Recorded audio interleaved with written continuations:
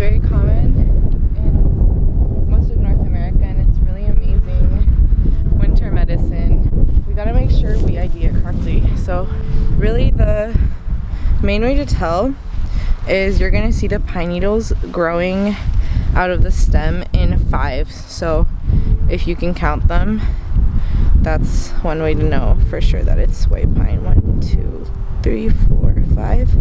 And then they kind of start at the stalk with a whitish base and kind of turn blue green at the end.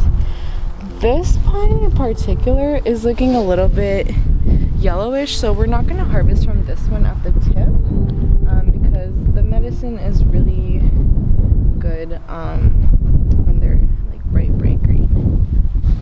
The adults can get like 125 feet tall. It's really extraordinary. But this feels like a good tree to harvest from.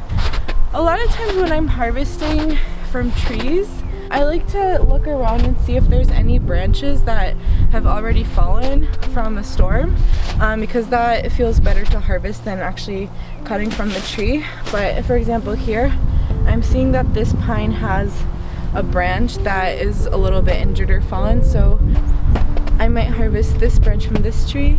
And then we want to make sure to not take too much medicine from one single tree, but rather harvest from a bunch of different ones. I mean, this is their medicine too. When you cut off pine needles and you smell them, you're getting those essential oils that are actually the tree's immune system.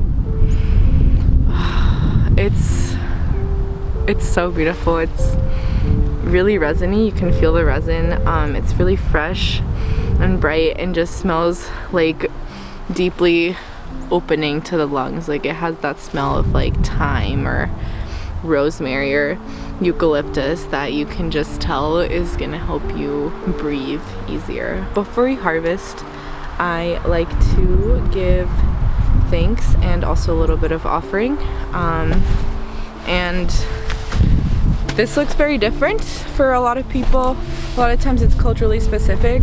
As an herbalist, I like to offer the land a little bit of whatever plants I'm currently working with or have a relationship with. So these days I've been drinking hibiscus or sorrel every day. So I brought a dried calyx and also some sorrel infusion to offer up in exchange for this medicine that we're going to harvest. So we're gonna do that first. So this is my hibiscus tea, and we're just gonna offer a little bit of it up to the tree, say thank you, and ask to harvest some of its medicine that we're gonna make into a white pine tea and a honey infusion that is gonna be very nourishing to our lungs, our immune system. We're gonna give thanks for the vitamins that we're gonna get. We're gonna pour some of this tea and give thanks for this harvest. So I have my hori hori today. Usually for needles, it would be enough to kind of just like pick these off. Because this branch is injured, I'm just gonna help it get some rest so the tree can give its energy to the other ones that are growing healthy. And then that is plenty to harvest from this tree. We're gonna go get some from other places. Because this is resinous, I have some mesh bags that we can just put the needles in until we're ready to prepare them at home. So it's gonna go in here, and then we're gonna go visit with some of its other family members and ask for some medicine from them too. These are some young needles. They typically grow between 3 to 5 inches, but this looks like a really young and healthy tree. Another way to identify pine is by the bark. You can see with this young tree, the bark is really smooth, and as you get further down the branches or further up the trunk, you're gonna see smoother bark. Whereas if we look at this elder tree over here, you can see that the texture of the bark is a lot deeper and rougher. And then this pine is kind of in between these two. If you can see the gray sap that is kind of seeping from the trunk, This happens when the tree gets injured or if there's something eating from it, and that sap is really, really incredible medicine. It is antimicrobial, and in a pinch can be applied to wounds when you're out in the woods, and it's gonna help keep a wound from getting infected, and it's also gonna heal it. A much denser way of harvesting pine needles, you kind of can just pinch them at the base where the needles are growing out of, and then if you pull gently, it kind of comes off in a clump. So we're gonna do that a few times from this tree.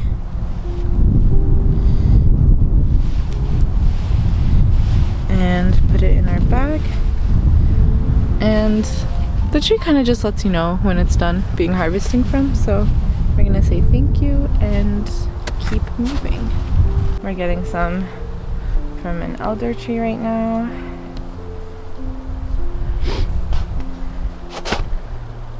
You can really smell the medicine on your fingers. Oh, we're dancing.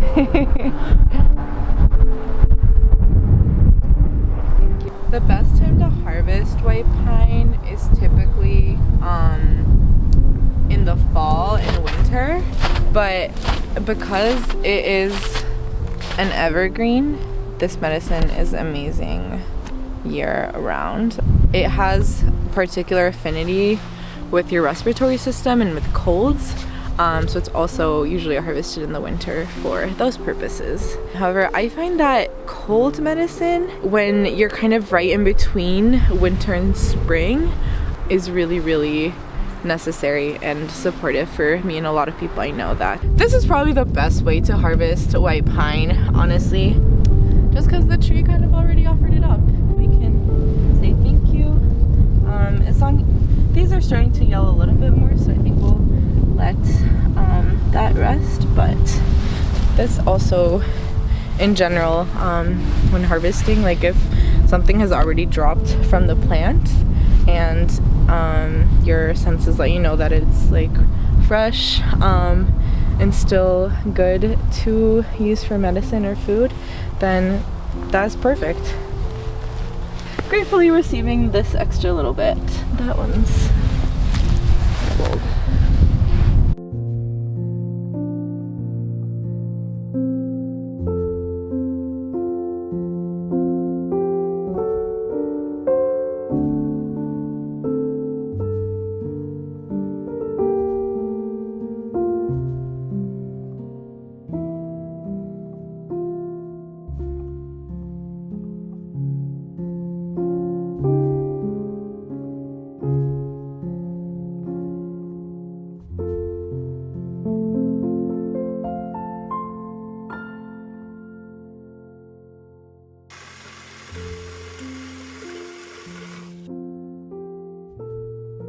The preparation for white pine tea is really simple. You just need your pine needles, a knife, a jar to steep the tea in, and some hot water. So to actually clean these and get them ready for use, what we're gonna do is chop the tips off as well as the end, and then we're gonna cut them in half, and that's gonna help release some of the essential oils. And then we're just gonna give it a rinse before we actually use them. So I'm gonna start by stripping these. It smells so good. And as you can see, you really don't need a lot. What we collected today is gonna be plenty for a few batches of tea and maybe some infused honey as well. It's very abundant. Chop up some of these ends like that, and then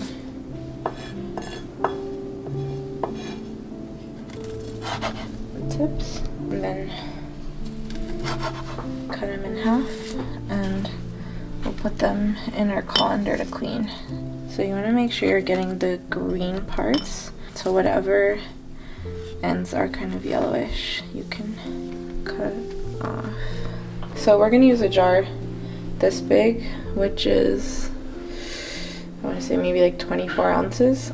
So for that much you want like maybe like 2 handfuls of pine needles to get that good infusion. This much should be perfect for like just over 2 cups of tea. So we're gonna rinse these.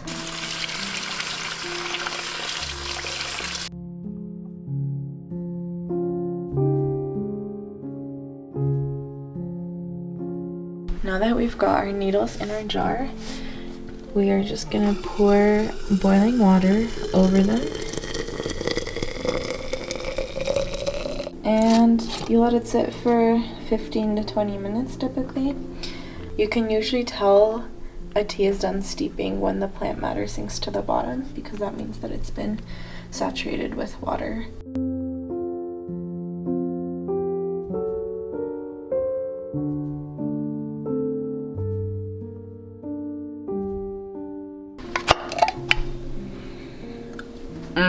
Yeah. You can kind of see the oils that are starting to float around in the water. I think because of the time of year that we harvested in, like we're probably not gonna get that like bright green. Okay. Let's try and pour this.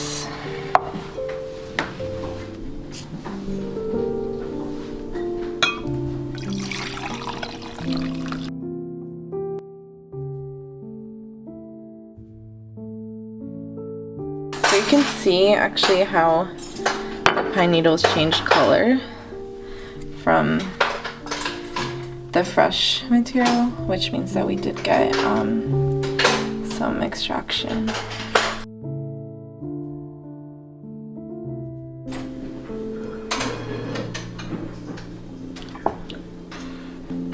It tastes milder than it smells.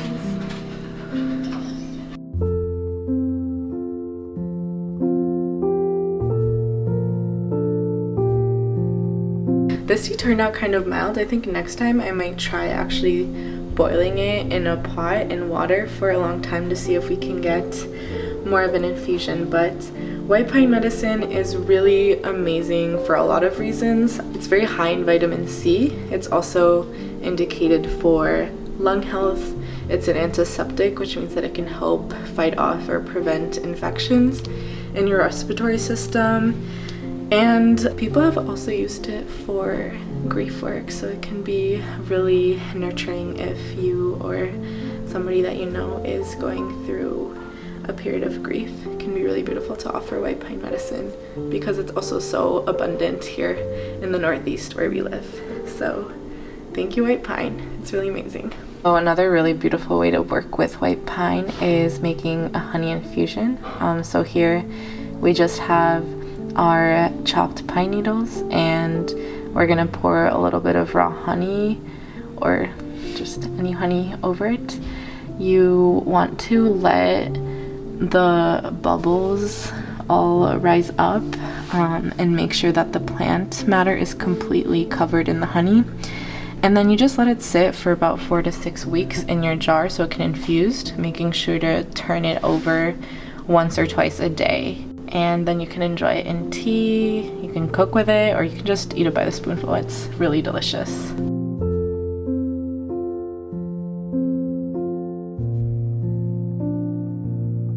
I like to put a little like astrological signature sometimes when I make medicine, so we're gonna do Saturn and Pisces because we just started this transit